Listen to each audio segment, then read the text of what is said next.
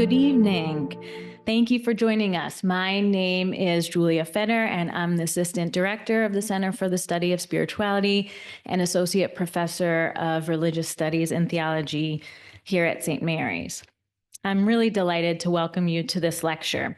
Before introducing our guest, I would like to take a moment to say a word about the center. Founded in 1984 by Dr. Keith Egan, with support from the Sisters of the Holy Cross and St. Mary's College, the Center for the Study of Spirituality offers programs that promote the engagement between faith and reason and the connection between mind, body, and spirit. As an academic center, it is a hub for scholarly and public engagement, which draws on intellectual resources in the Catholic and broader Christian tradition, as well as how individuals practice faith in their daily lives to develop critical conversations around contemporary religious issues, especially as they relate to women's experiences in society, the academy, and the church. Before we proceed with our event, we wish to acknowledge that we are gathering on sacred land and to honor the Native peoples who have been the traditional custodians of this place for generations. We particularly recognize the Pokagon Band of the Potawatomi and the Miami, who have cared for this land and its resources for many generations and continue to do so today. With deep gratitude, we recognize our Native siblings and their cultures within our community, as well as acknowledging the land upon which we gather, pray, learn, and work. It is now my privilege to introduce our speaker this evening. Daniel P. Horan is Professor of Philosophy, Religious Studies, and Theology, and Director of the Center for the Study of Spirituality here at St. Mary's College in Notre Dame, Indiana.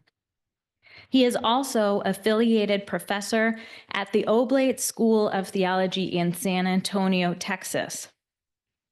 A columnist for the National Catholic Reporter, he is the author or editor of more than 14 books, including Catholicity and Emerging Personhood, a Contemporary Theological Anthropology, A White Catholic's Guide to Racism and Privilege, and The Way of the Franciscans, a Prayer Journey Through Lent. Horan's most recent books are titled Engaging Thomas Merton, Spirituality, Justice, and Racism, and Fear and Faith, Hope and Wholeness in a Fractured World.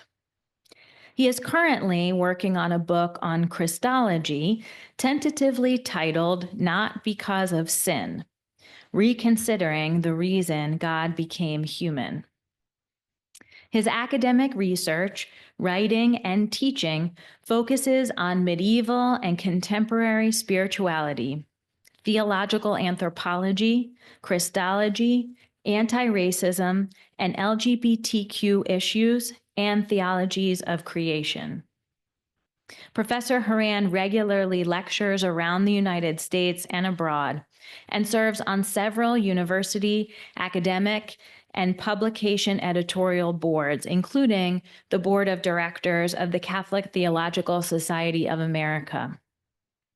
He is the recipient of numerous awards for his writing and service and is co-host of the Francis Effect podcast. So let us welcome Professor Horan.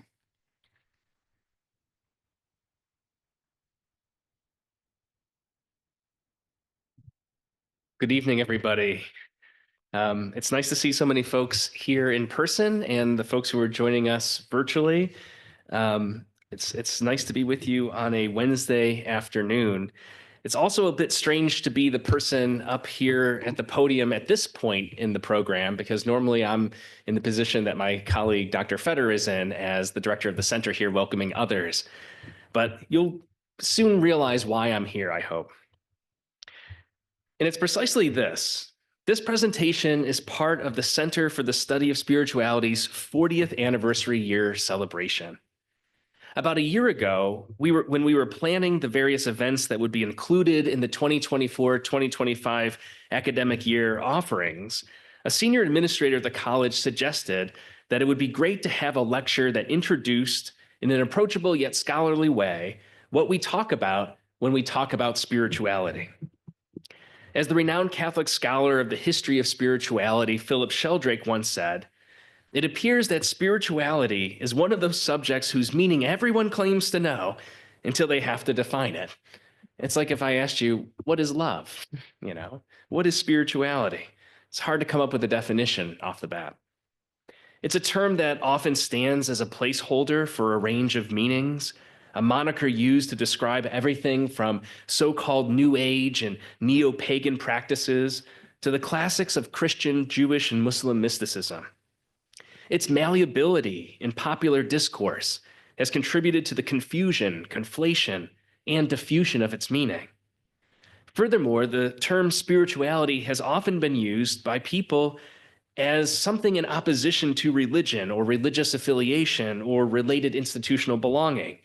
And to illustrate what I mean, anyone who's heard the phrase or used the phrase, "I'm spiritual but not religious," knows what I mean.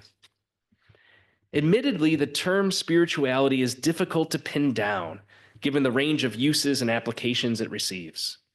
However, as spirituality has increasingly become the subject of academic interest and study, more technical definitions have emerged. And while there are certainly internecine debates about what we mean specifically in this or that detail, there is something of a consensus within the scholarly community emerging about what it is that we mean when we talk about spirituality. Now, while one presentation like tonight's is not sufficient to even begin to scratch the surface of this lively and significant subject matter, it's my hope that my remarks this evening may serve as a preliminary introduction to the field and offer us some initial insight into what this academic study of spirituality is all about. So what follows is organized into 3 parts. First, I'm going to do my best in a short period of time and as simply as possible to answer the central question, what is spirituality? That is why you came here tonight, right? So we'll see what we could do. As Sheldrake famously said in the early 1990s, as the discipline of the study of spirituality was beginning to be established as an academic field in Europe and in North America, quote, "Spirituality as an area of study must be capable of definition. If it has no conceptual limits, effectively it means nothing." So this is an important question. What do we mean when we say spirituality? And so despite the term's apparent diffuseness, I will show that there are essential characteristics and descriptive dimensions that help shore up a functional definition, something we can at least use as a working starting point. Next, I want to provide an overview of the development of the academic discipline of spirituality studies. Again, this survey will necessarily be inexhaustive, but I hope at least that it provides a snapshot of the emergence of a robust field of study that continues to grow. And then finally, I'm going to conclude with some reflections on the future of Christian spirituality and where I think the study of it is going. Does that sound good to everybody? Can you hear me? Do you know I can see you? Okay. Our folks streaming, they may think this is Netflix, and that's cool. You're welcome to it. But I just want to remind the real life people, I can see you too. Yeah. It doesn't matter. This is what I prepared. We're going to do it anyway. So let's start with, what is spirituality? To begin with, it's worth noting that the use of the term spirituality is actually a fairly recent innovation, at least as it pertains to matters of religious experience. This is true even within mainstream Christian communities such as the Roman Catholic Church. For example, if you were to look at the Catholic Encyclopedia, which was first published between 1912 and 1915, you would discover absolutely 0 references to, quote, spirituality. By contrast, just a few decades later, in 1970, when the revised edition of the New Catholic Encyclopedia was published, you would find at least 8 articles, so the headings of which included spirituality as subject matter. That's not just in the Catholic context or mainline Christian contexts. Even in non-religious reference sources such as the Oxford Dictionary, among other sources, the primary definition for spirituality up through the mid-20th century tended to focus on incorporeal things, as in incorporeal meaning bodiless, as in spirits, as in ghosts, as in Casper the Friendly Ghost, that kind of thing, right? Or as a social category of persons, right? Spiritual as opposed to secular or profane. So clerics or ministers or professional religious. The term itself, though, is indeed ancient. It goes back to the Latin word spiritualitas, which was the word used to translate the Greek word pneuma, meaning spirit, as it appeared in the New Testament. Despite the way the term has been used at times to distinguish something or someone from, as I mentioned earlier, the profane or the secular, the scriptural usage, especially by St. Paul, was never intended to mark such a contrast. Instead, the Pauline understanding of spiritual persons centered on those who lived a life guided by the Holy Spirit. Those who were not spiritual were those who lived according to the wisdom of the world. And we could look to the first chapter of Paul's first letter to the Corinthians as an example. By the Middle Ages, this Pauline notion of the spiritual and of spirituality fell out of usage. And it was not until the 17th century that spirituality begins to appear in a manner anticipating our modern usage, especially in the 17th century French Catholic circles. However, at that time, it was far from being a household term in the way that devotion or piety were. Historians note that the term then again fell out of common usage until the early 20th century, when it resurfaced and has been on the rise ever since. One of the ways that spirituality as a term and later an increasingly defined category has come to be understood centers on something I'm going to talk a lot about this evening, and that is human experience. While certain practices have been associated with the spiritual life, in a matter not unlike the more consistent use of terms like devotions, right? We might think of spiritual practices as like personal prayerful devotions. Spirituality presupposes a universal capacity of human personhood. It's a capacity that humans have to experience transcendence, which is generally understood as the encounter with what I like to call the more than the material world, the more than the quotidian or everyday life, the more than the empirical experiences going about this world. Christian spirituality scholar Michael Downey has made this point, stating that, and I quote, all human beings are spiritual, insofar as all have the capacity to know and be known, to love and be loved, to be free and enable others to be free. Within the last century, the concept of spirituality has pointed to this foundational notion of the human person's intrinsic openness to this more than, which religious believers would call or might call the divine or God, and that Christian believers identify as the God of Jesus Christ. Some of that semantic history I went through earlier, and even more detail, reveals that spirituality, its usage demarcated those who had special access, as I mentioned, right? The clerics or the professional religious, or had some kind of professional capabilities that enabled this encounter with the divine.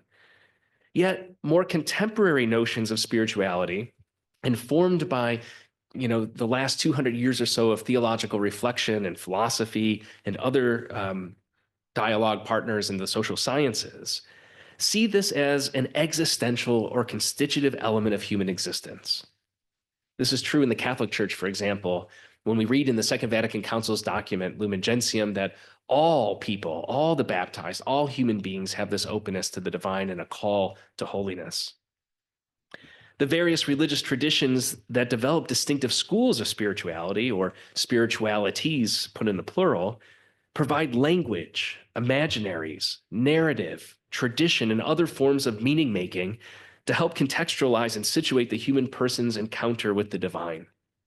So in this way, we can think, for example, generally of something like a Christian grammar of spirituality, right? Things that would include God as Trinity, the incarnation, right? The role of the Holy Spirit in the world, and so forth. Or we might think of a Jewish grammar of spirituality, one that's rooted, right, in the covenantal relationship of the chosen people with God and so forth. And we can find that across different traditions, which then find subdivisions within those respective traditions, or I'm calling them grammars. We can see subspecialized traditions within each of those religious communities. To focus on Christianity as just one example, we can talk, for instance, about a Franciscan spirituality or a Carmelite spirituality, or even, I suppose, a Holy Cross spirituality if you're in the tri-campus, right? Often, not to mention Ignatian spirituality. I don't want the Jesuits to get mad. We should include them too. Often, something similar can be said for other religious traditions. Going back to Philip Sheldrake, he's identified what he calls three approaches to spirituality, kind of three categories we can think of. The first he calls religious spiritualities. And this would be what we find in Christianity or Judaism or Islam, kind of what I was just talking about. He says a second kind of bucket of spiritualities are what he calls esoteric spiritualities.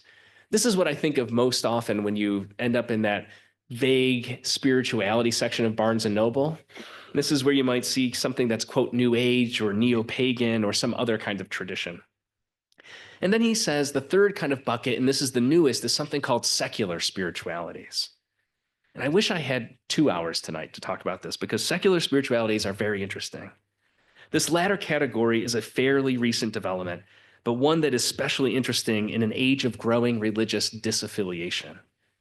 As I've mentioned, I don't have time to go into great detail about this emerging form of spirituality tonight, but if you have questions in the Q&A, please go for it. I will say, though, that it presupposes that same human existential characteristic or capacity for transcendence as the more traditional religious spiritualities do as well. In this way, we can see shared foundations that arise not from the imposition of belief in the more than material world from above, but from the universal condition of human personhood, a kind of ground up approach. Perhaps one does not draw from the Christian or other religious traditions to make sense of human transcendence, that experience of the more than, but that experience of the more than is still an encounter with what believers would call the divine, right? If by another or maybe no name at all. Within non-religious spaces, how does one provide meaning and make sense of this fundamental human experience? The growing interest in these secular spiritualities seeks to answer precisely that kind of question. So it's a really cool area of questioning and conversation and growth. Now, given that my area of expertise and experience is the Christian theological tradition, I want to focus more narrowly on this question.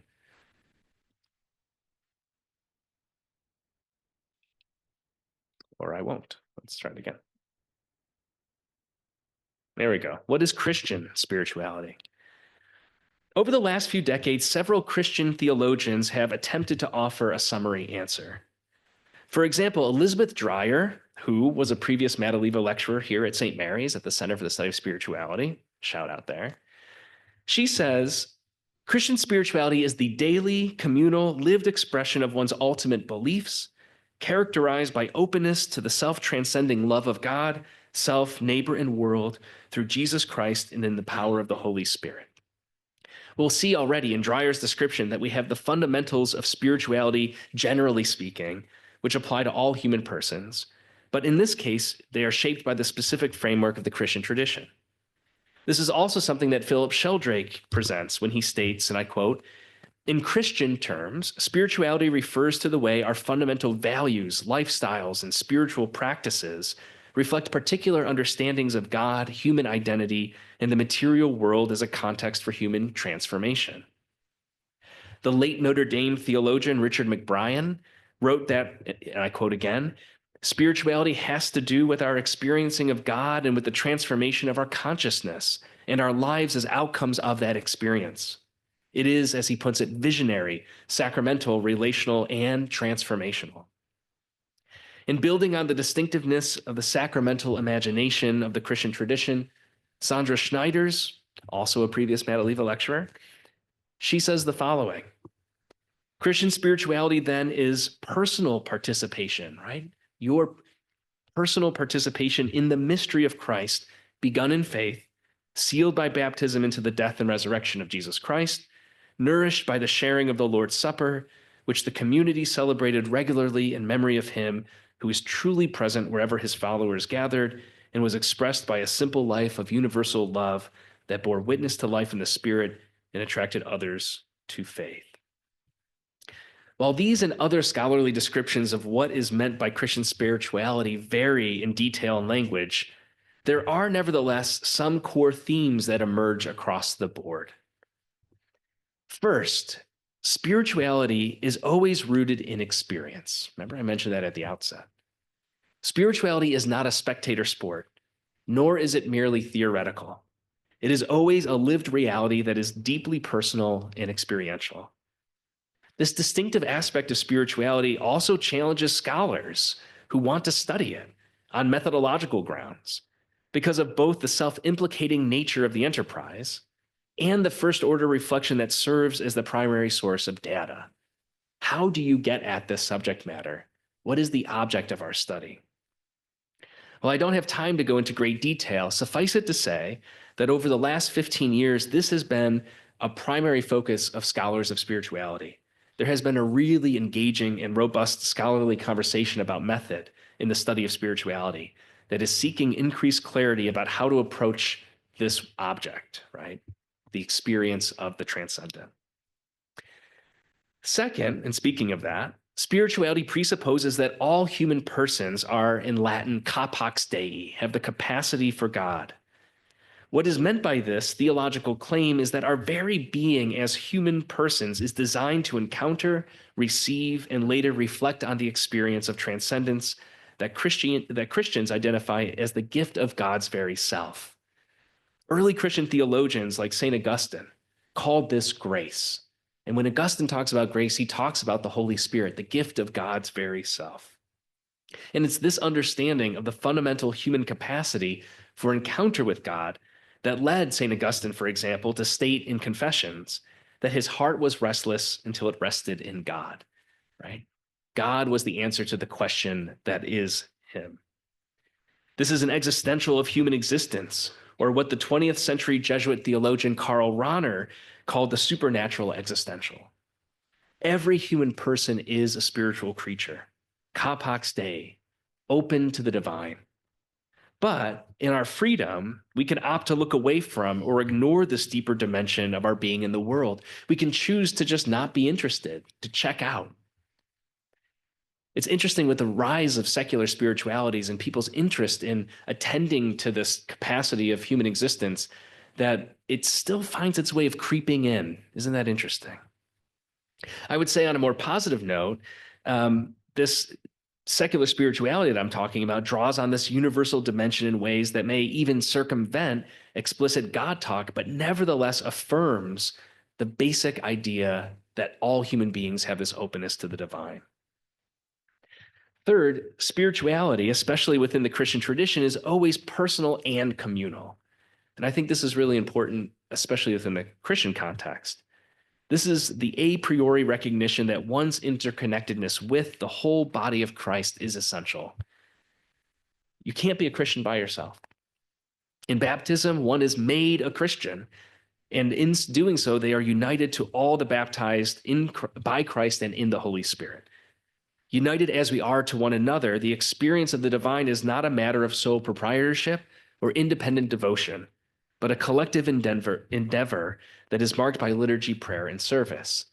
As I like to say, there are a lot of Christians of all kinds who talk about the relationship between me and God or my personal relationship with Jesus. Now, God has a personal relationship with everybody, no doubt about that. But it's not just about you and Jesus, right? Christianity is about the whole community brought together. The last characteristic is this notion of transformation. Christian spirituality is always transformative. The encounter with the divine is not meant to be a personal form of entertainment or a fleeting experience of ecstasy. On the contrary, especially within the Christian tradition, human persons are invited into a journey of ongoing conversion as modeled in the preaching and ministry of Jesus of Nazareth. One thinks, for example, of scriptural illustrations of this. The one that comes to mind most often for me is the Transfiguration.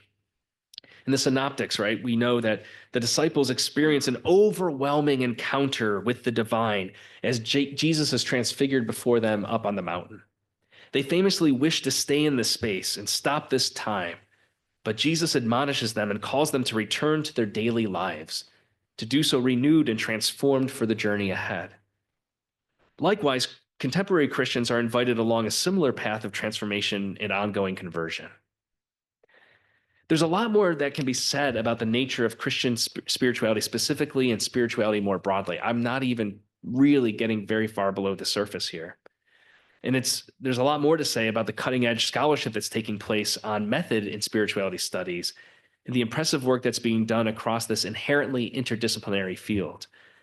But for now, with an eye towards celebrating the last 40 years of the St. Mary's College Center for the Study of Spirituality, I figured folks might be interested to learn more about how this field of study and academic discipline came into its own over this period of time. So, first, I want to talk about the development of an academic discipline.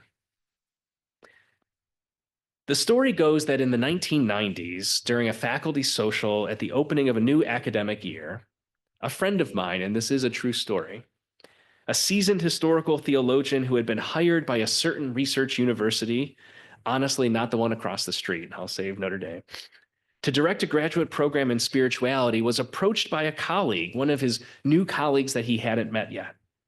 This colleague was another middle-aged white man from a different theological subdiscipline who approached the newly relocated spirituality professor and asked him, "So what's your area?"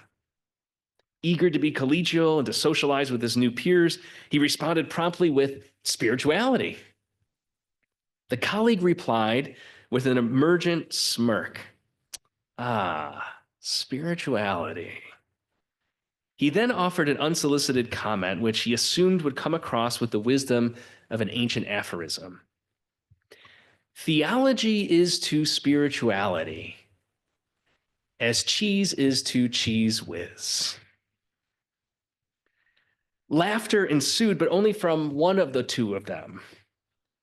Those who work in the academic field known today as Christian spirituality are often familiar with this kind of dismissive attitude from colleagues in other fields, something that Professor Sandra Schneiders recounts from her own experience of decades of this work, referencing other derisive descriptors she has heard for spirituality over the years. One of her favorites, or maybe infamous favorites, is theology light. And yet, despite the academic incredulity that has haunted practitioners and scholars of spirituality alike in the latter part of the 20th century, interest in spirituality as a discrete field of study has steadily increased. Schneiders makes the point that when it comes to spirituality, what we are studying is if not the major reality of human life, namely the relation of the individual in community with God, as that project is mediated to us in sacred scripture and throughout history and believing communities, and in dialogue with the socio-historical realities of our life situations. This sentiment is echoed by the late Latin American liberation theologian and former professor at the University of Notre Dame, Father Gustavo Gutierrez, in his classic work, We Drink from Our Own Wells. He boldly states that spirituality is the very foundation of all theology, including theologies of liberation. Citing the Dominican theologian M.D. Chenu, Gutierrez proclaims, and I quote, "Clearly theological systems are nothing but the expression of spiritualities. A theology worthy of the name, is a spirituality that has found the appropriate rational instruments for its religious experience." Not only is spirituality at the heart of theological reflection, but it is also, as Ronald Rolheiser has written, and as I've mentioned a bit in passing already, it's at the very core of what it means to be human. As he says in his best-selling book, The Holy Longing, spirituality is not something on the fringes, an option for those with a particular bent. None of us has a choice. I love that. Everyone has to have a spirituality, and everyone does have one. It's either a life-giving one or a destructive one. To put it another way, the great interreligious scholar Raymond Panikkar once described spirituality as simply one typical way of handling the human condition. While spirituality is fundamental to human existence, that longing and desire described so famously by St. Augustine in terms of that restless heart, spirituality has not always been the object of formal academic study in the same way as other theological areas over the centuries, like one might find in the subdisciplines of systematic theology or ethics or biblical studies. One of the key ways that the study of spirituality is distinctive among other academic disciplines, although is by no means unique, is that it's often self-implicating by nature. In an age that is marked by scientific positivism, materialism, and general incredulity regarding non empirically verifiable forms of inquiry, the claim that the study of spirituality is a legitimate academic discipline or field has been a difficult sell. Just think about all those cheese whiz remarks. That difficulty within academia has only grown more intense as, ironically perhaps, the market for popular resources on spirituality broadly conceived has consistently increased over the last several decades.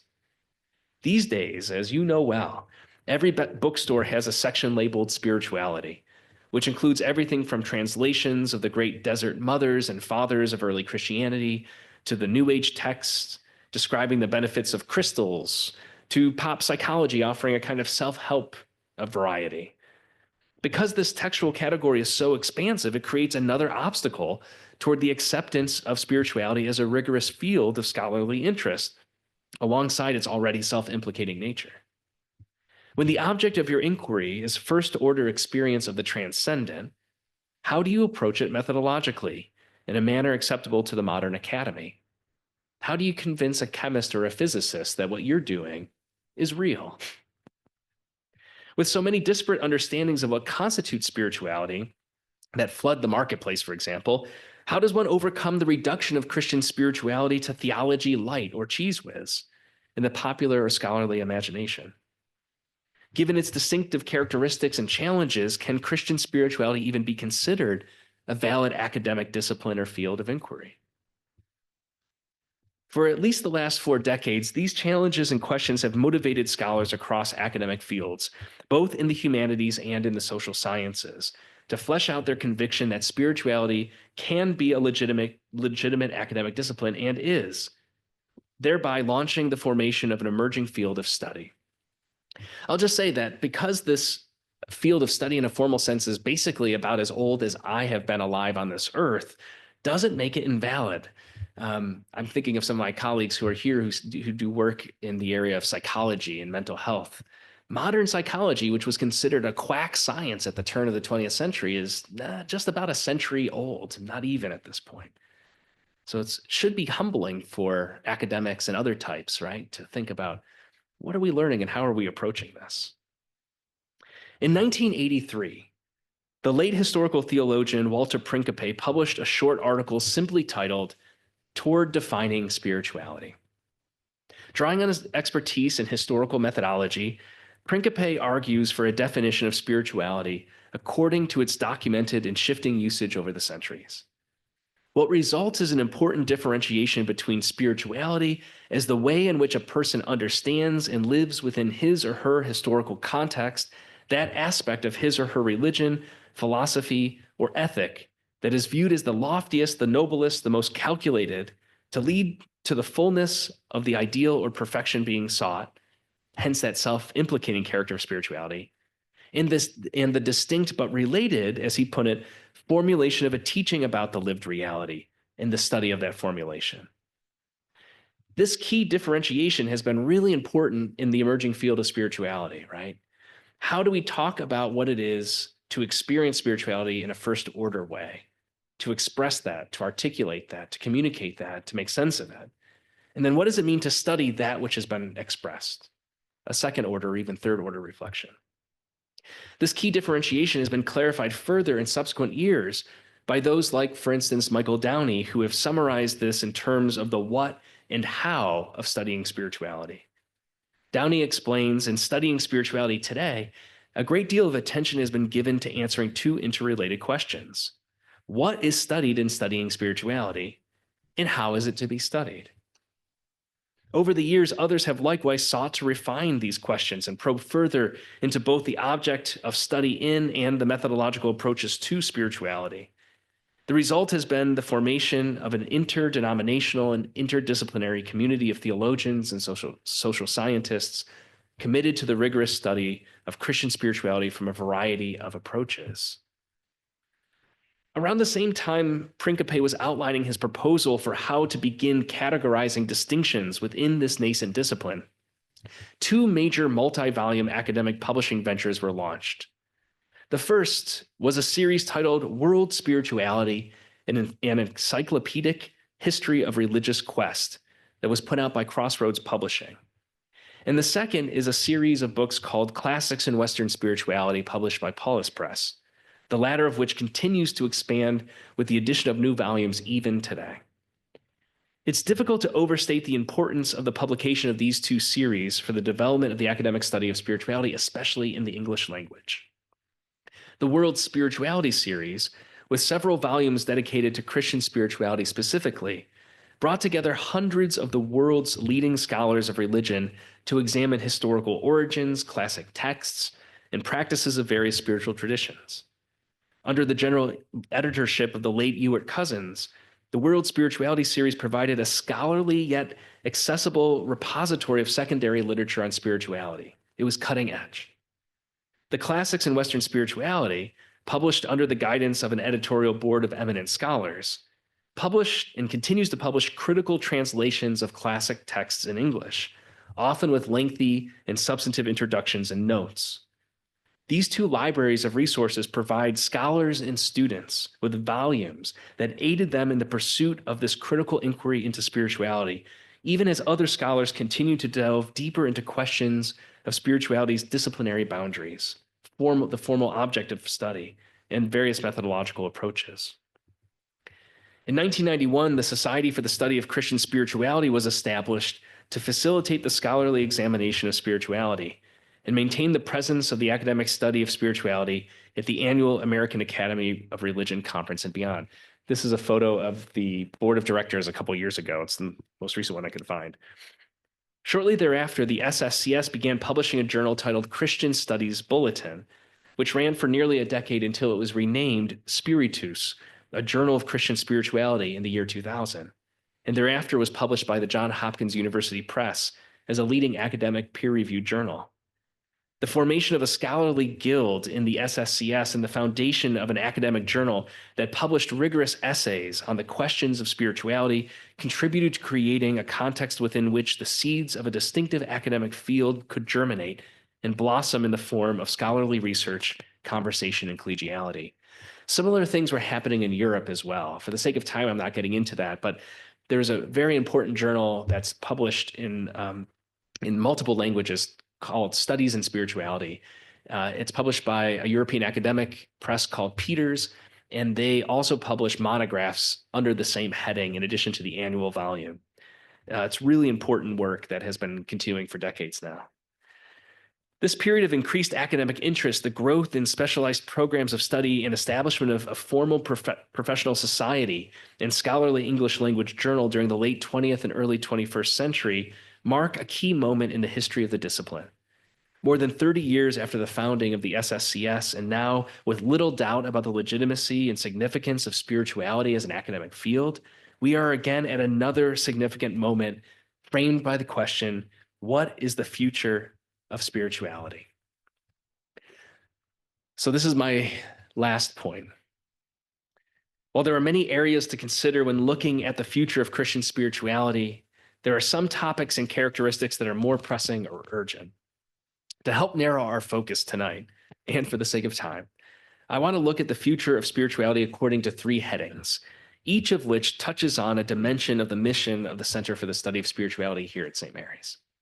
The first is Christian spirituality in our lives, Christian spirituality in our churches, and Christian spirituality in the academy. So let's start by looking at Christian spirituality in our lives. One key dimension of our contemporary social and ecclesial setting, particularly as we come out of several years of the global pandemic, which hopefully continues to recede, is the digital saturation of our lives today.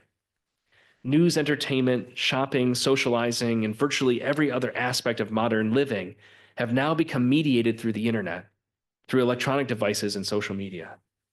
In some settings, like during years of pandemic-driven isolation, such digital connectivity was a welcome blessing. However, as our increasingly polarized communities reflect, increased virtual mediation of relationships removes something fundamental about healthy human interaction that ought to raise concerns for those interested in holistic and transformative roles that spirituality present. There is also the matter of constant distraction, interference with conditions of silence and contemplation, and a reduction of spiritual practices to superficiality in the digital age. I won't name names, but there's a lot of new apps that are essentially praying for you these days, aren't there? Right. And I don't know what ChatGPT would do, give you a homily or two, maybe. Now, this isn't to suggest that our dual residency in an analog world and what the late Pope Benedict XVI once called the digital continent is always and everywhere inherently negative, even as it concerns the practice and study of Christian spirituality. For example, during the COVID-19 pandemic, some communities of faith had to creatively and radically reinvent what worship, spiritual practices, and pastoral outreach looked like over mediating technologies like Zoom, Facebook, and YouTube. Some were very successful. A lot of them were not. We know that. While others struggled to be nothing more than just repeating traditional embodied worship, prayer, and meditation, just kind of live streamed.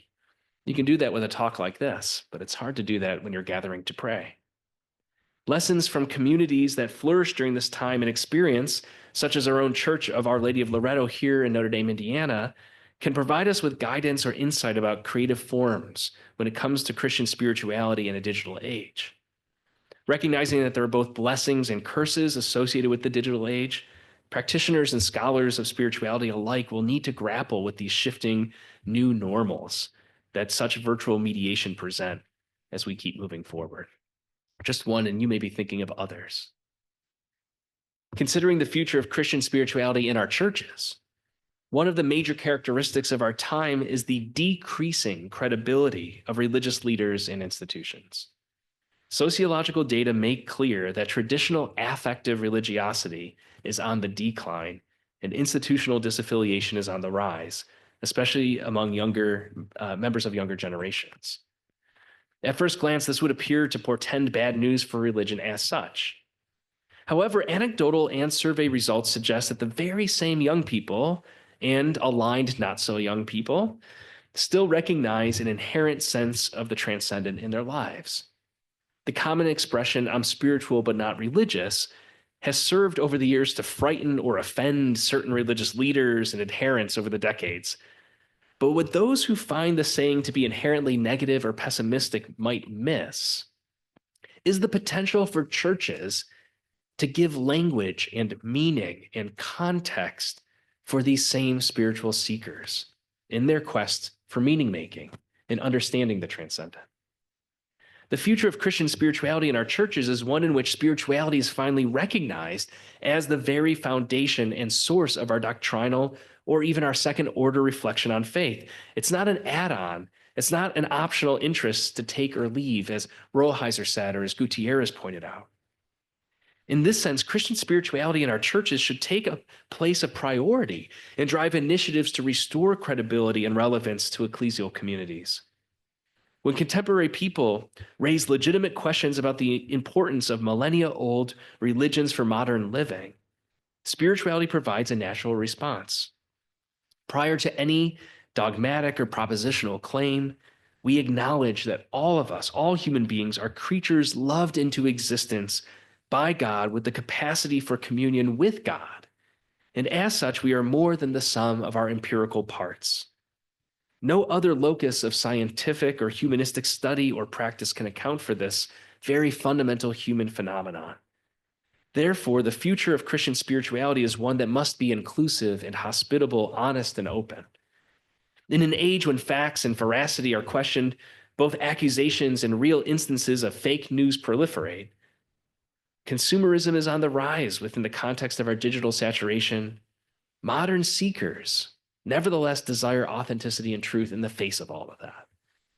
Christian spirituality may not only be a part of our collective ecclesial experience, but it may also very well be the future of our churches themselves. Lastly, the future of Christian spirituality in the academy. I think it's likely to develop in several areas, and I want to name just a few.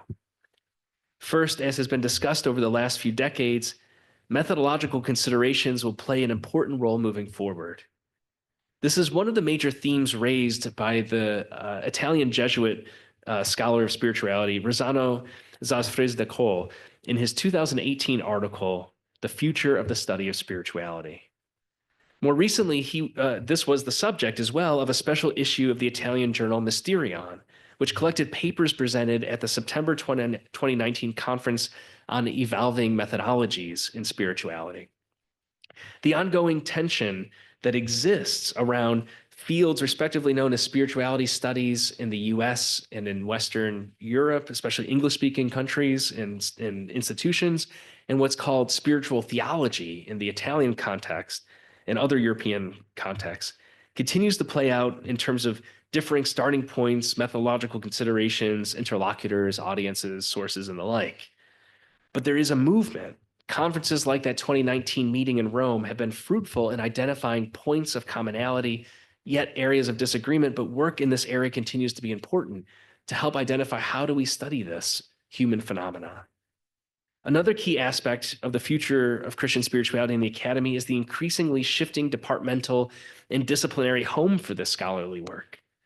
As evidenced by the foundational graduate programs at institutions like the Graduate Theological Union in Berkeley, California, or the Oblate School of Theology in San Antonio, Texas, the field of spirituality germinated in graduate schools of theology and ministry first. It has since become a specialization in other universities, especially within theology and religious studies faculties. But in the last 5 years, and this has been very interesting to watch, there has been a blossoming of interest in the academic study of spirituality in both secular and land-grant universities, as well as an increasing openness to exploring the role of spirituality in professional fields like schools of medicine, schools of law, and business schools. Moving forward, scholars of spirituality will find themselves engaging in new conversations with new audiences, including in areas no one would have anticipated even a decade ago. Spirituality in the academy will no longer be the reserved domain of theology and ministry, which is a shift that I think is both exciting and challenging. A third aspect regarding spirituality in the academy is a deepening and broadening of the field's inherently interdisciplinary character. It seems to me that the interdisciplinary emphasis will only be accelerated in the coming years by the growing interest in spirituality beyond schools and departments of theology. While this is undoubtedly a thrilling phenomenon, it will also introduce new questions about source material and audience and outcomes.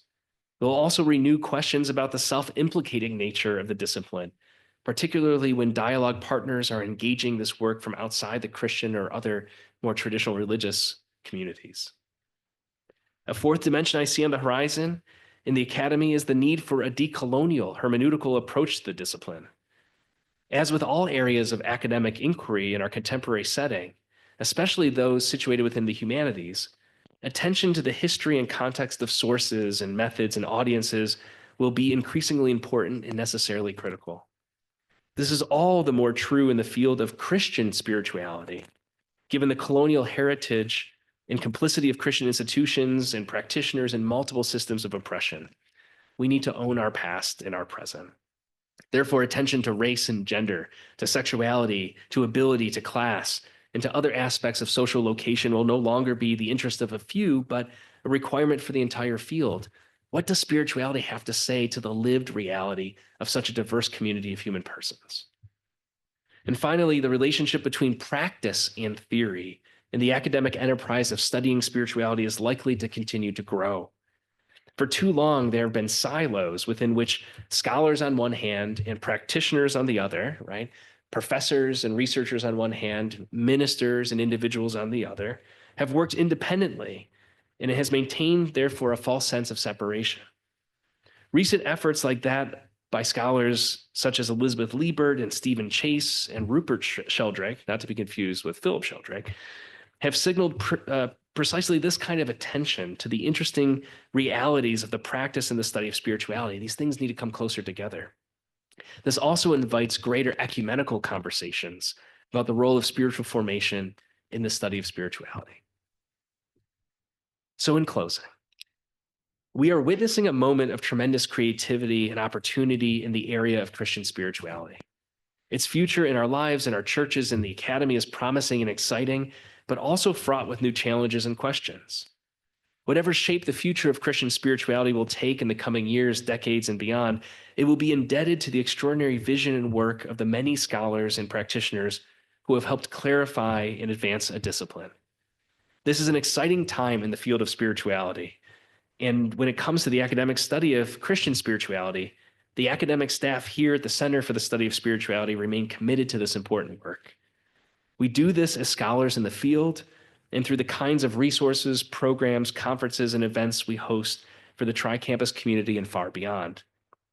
The vision of Dr. Keith Egan 40 years ago this fall set the center and St. Mary's College on a course to be real pioneers, an institution ahead of its time in the setting of a stage and the making of contributions to the emerging field of spirituality studies.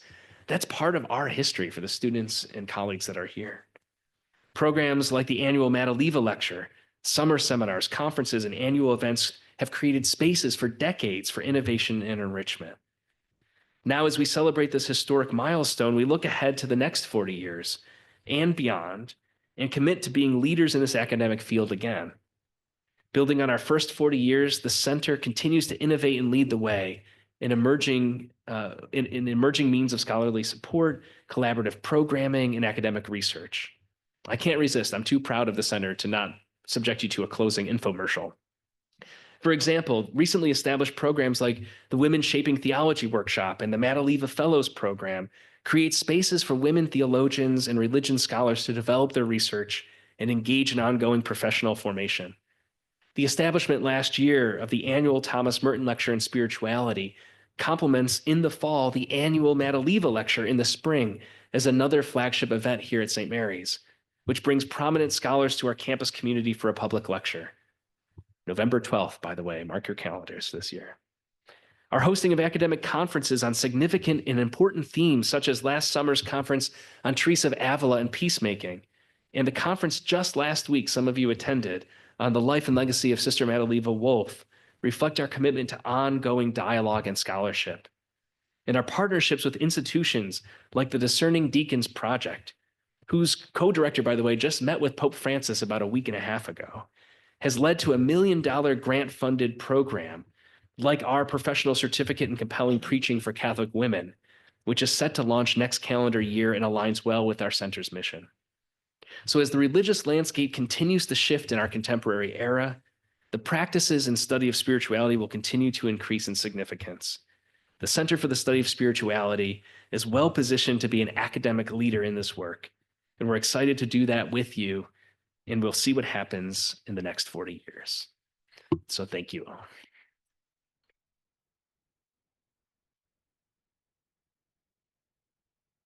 I think we have a little time for questions, and Dr. Fetter has a microphone if there's people here in the auditorium who have any comments or questions, and if there are folks online, they can submit through the Q&A button.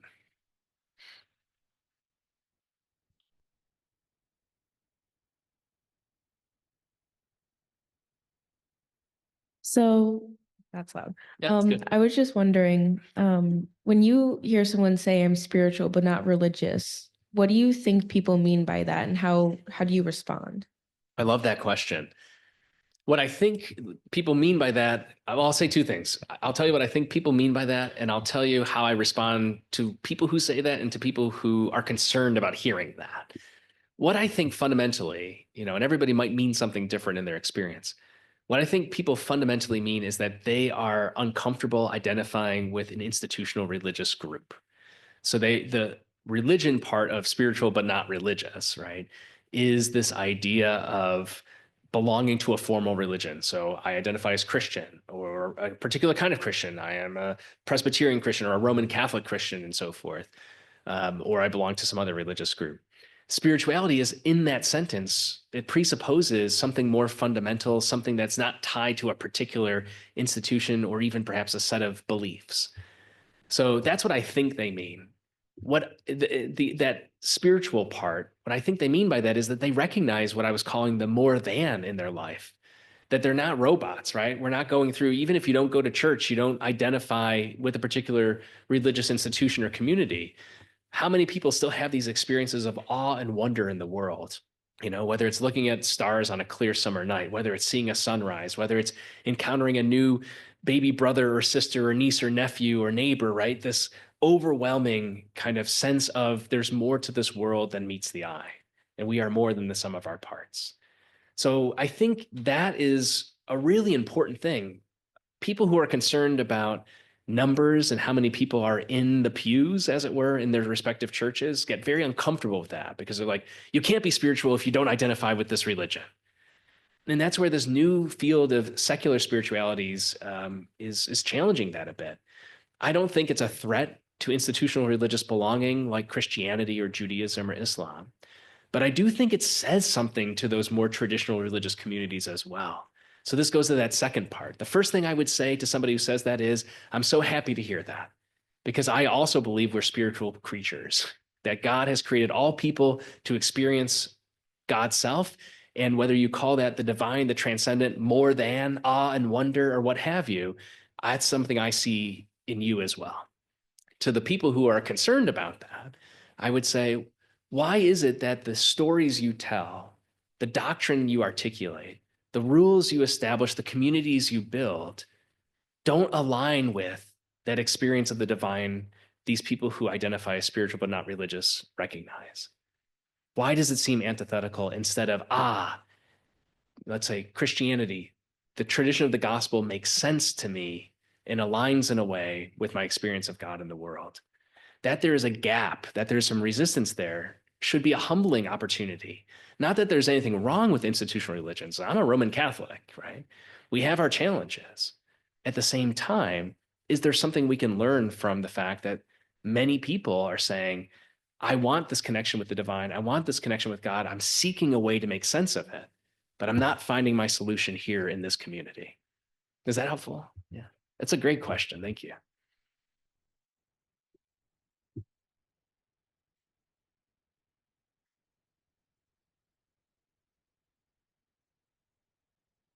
As you were talking about inclusivity, particularly race, gender, sexual orientation, whatever, I couldn't help running through my mind a certain part of the zeitgeist, which I think is absolutely in opposition to that, in terms of banning books, requiring the Ten Commandments to be placed places. I mean, I could go on and go on, but I'm talking obviously about something that is political also, but to a certain extent, I think becoming institutionalized. And I was wondering if there's a way or what that says to you in your current position.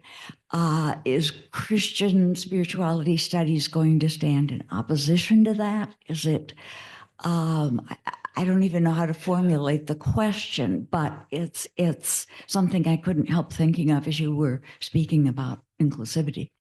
Yeah, I appreciate the question. I'm not sure if I have a great answer, but if I could bridge it back to the previous question, we might ask ourselves, as the polls do, as the surveys do, why is there this increased religious disaffiliation? And what the results tell us is a lot of it has to do with a rejection of what's perceived as inauthenticity of those who identify with these religious institutions. For instance, there's oftentimes in Christian communities this expression, all are welcome. We put it in our bulletins and put it on our church doors and this sort of thing. And there really should be a bunch of asterisks or like footnotes, like all are welcome, but not really, to the points you made. And I think I'm going to talk about Gen Z for a minute. What I have experienced, but I'm not a Gen Z person. I'm not a young person, at least not anymore. But I can relate to this as well, which is there's an inherent kind of hypocrisy that's read into that. You say with your mouth, all are welcome, but then on the other side of your mouth, you're going to say, well, we don't acknowledge the existence of your experience, or we don't think that you are an appropriate person to be part of this community or a leader in this community or so forth. And I think that where Christian spirituality can serve as a place of invitation, a space of hospitality, is that its starting point presupposes our radical equality, right, as human persons before God. And I don't know that that's going to solve all the problems, but I think it's an entry point potentially into religious belonging in that more traditional sense. But what I said earlier, too, about what I would say to folks who are concerned about that kind of framing, religious leaders, the kind of usual churchgoers, grandparents who are very concerned that their grandkids aren't going to mass anymore, that kind of crowd, I would say, have we in that side of the street perhaps taken the opportunity to be humble and listen to why our younger or our other disaffiliated siblings in humanity are walking away? And I think you've named a bunch of them, right? The polarization that has kind of instantiated itself not only in civil politics but in our church politics and how we in our families, in our communities. I think that spirituality is a way in. And I don't mean this as a bait and switch, because as those great theologians like Gustavo Gutierrez, right, as Ron Rolheiser and others, these are not lightweights, right? What they make clear is that spirituality is the foundation of all these things that we say are so important that unfortunately get deployed to divide people. And so if we go back to the roots, then I think spirituality is what we find. And the more that we attend to that, the more that we study that, the more opportunities I think we have to learn, to change, to experience ongoing conversion, and to welcome people in. If our starting point is, I recognize that you experience God and I experience God, let's talk about what that experience is like. That's very different than you got to believe this and do this and not do this and not do that.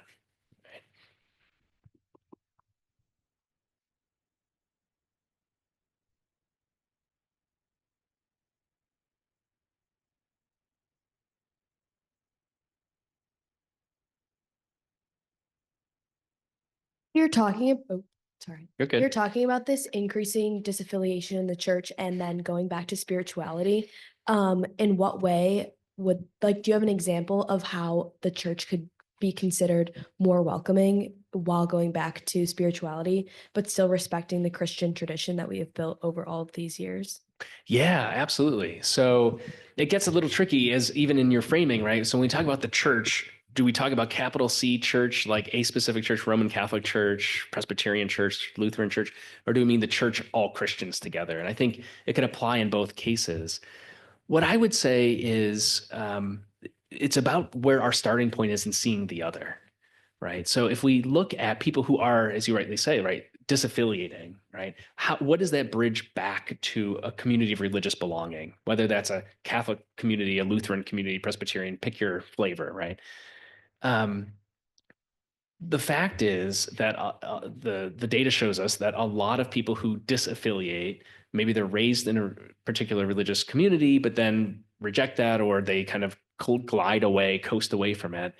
Part of that has to do sometimes with the sort of way that the tradition is presented to them, right? And it comes in very heavy with propositional claims, doctrinal claims, moral teaching, and so forth. And I think that I mean, you're Gen Z, I presume. And so what I've heard from a lot of your colleagues, maybe this is your experience or not, is that, and part of my language here, Gen Z has a really highly calibrated, very good bullshit detector, right? Part of this is because you grew up on TikTok and you see when people are trying to spin things and lie to you and sell you something. And I think what spirituality, if we take Christian spirituality seriously, what it does is it gets beneath the BS, to use that language, to get to the very foundations of what it is we're about in the Christian community. What is it that we're about? We're loved into existence by God. Everybody has this capacity for God. God is not reserved for a few, for those who are in the religious belonging, in the church, in the pews on a Sunday or not. God is with those and available to those and reaches out to the people who still have the capacity to receive that experience of the divine, even when they reject it. And so if we start at that point, which is like a really kind of radical, we're all on the same page, we're all in this together, then maybe we can build up from there. But I think what happens is, let's be honest, if you're a Catholic and you go to Catholic schools and you go through the motions and you have your religious ed classes, or if you're raised Catholic and you go to public schools and you go to religious ed on Sunday or on Wednesday evening or something, and you go to confirmation, how many people after confirmation class, you never see those kids again, right? Until they maybe have babies that want to get baptized, maybe not. And so what happens is there's this sort of starting point where the bar is, if not very high, then it seems very complicated to people who, even with good faith interest, want to find meaning and make sense of that experience of the divine. And so if we just owned that and started there, I think that would be much more welcoming for a lot of people. Some people might still say, look, I'm not comfortable with everything about this, or have my questions or my struggles. But at the same time, it would show that here's a community that recognizes, by virtue of being a human person, you're open already to the divine. Let's talk about that. Thank you.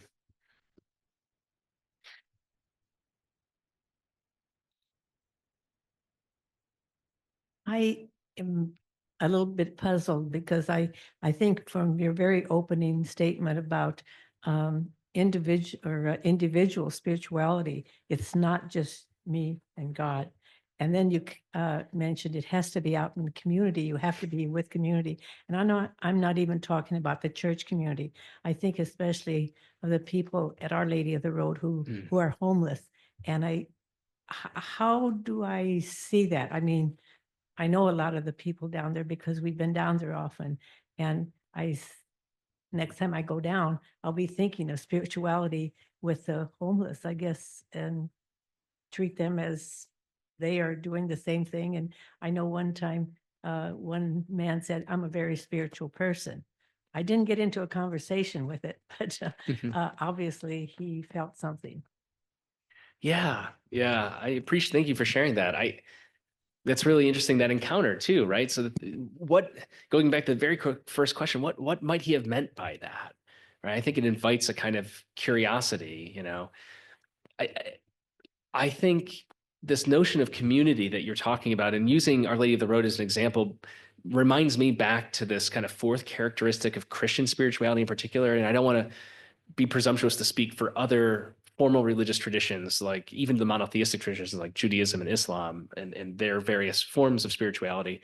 But within the Christian tradition, one of those key elements was transformation. That it's not enough to stop with, like you said, me and Jesus, or like be in a silo, or that this is just for me to feel good, right? But instead, in order for it to be Christian spirituality, it should change us toward and for something. And that toward is community and others. And that for is, at least as the gospel proclaims it, the inbreaking of the kingdom of God. So when we do, as to use formal church language of a time past, if we do the corporal works of mercy, which is provide clothing for the naked, food for the hungry, the great work that the Catholic worker community and Our Lady of the Road does, then we are doing, that is a turning toward community, is a turning toward others. It is about recognizing that it isn't just, I'm going to have my own little faith over here in a silo or in my own little compartment, and maybe I'll be nice to other people, or maybe I won't, as if it were something to take or leave. And so I think that is really important, but it manifests differently for lots of people. I think the kind of caution I always raise is, when we think about spirituality as just for me, then maybe we're not talking about spirituality anymore. We're talking about something else. And maybe it's indulgence, maybe it's a different kind of self-care, maybe it could be something, and maybe it's something good. But when we're talking about spirituality, we're talking about being made for relationship, first and foremost for God. And by relationship with God, we're drawn into relationship with others. And that's that moving from individual to community that you're talking about. So thank you for that. I'm seeing my colleague, Dr. Fetter, head this way, which means we're at time. So thank you, everybody, for your great questions. And it's been wonderful. Thank you.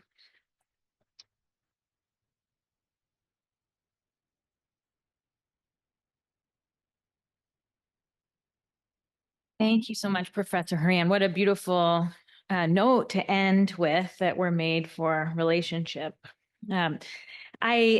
I'm really appreciative to all of you for coming tonight. I, in particular, also want to thank our student worker, Tess Hayes, who's been operating the tech. I'm appreciative of those who have joined us online. I have a few announcements for things to share.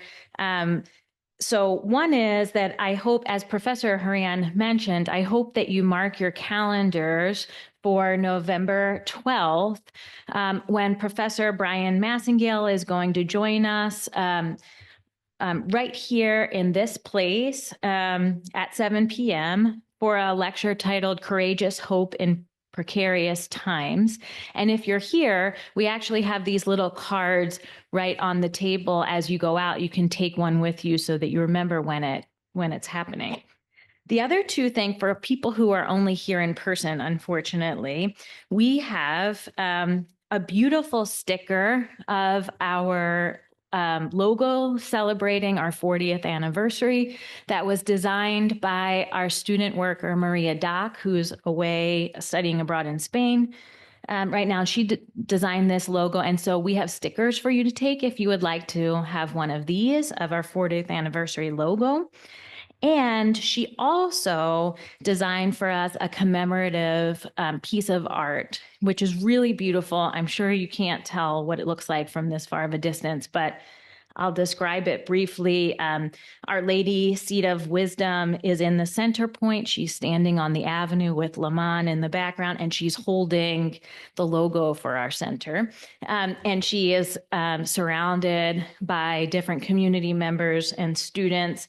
And then Sister Madaleva is on one side, and Dr. Keith Egan, the founder of the center, is on the other side. So these are really beautiful stickers. I encourage you to take one if you would like on your way out.